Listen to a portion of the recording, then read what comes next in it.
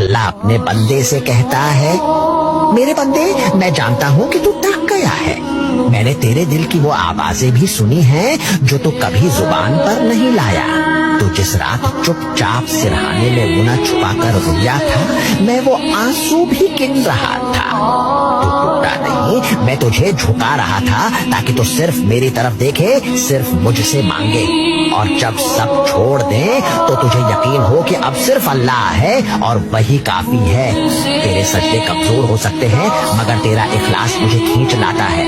تو جتنا چپ ہوتا ہے میں اتنا قریب آتا ہوں۔ بس تھوڑا صبر، بس تھوڑا اور یقین، پھر میں تجھے وہ سکون دوں گا جو الفاظ میں بیان نہیں ہو سکے گا۔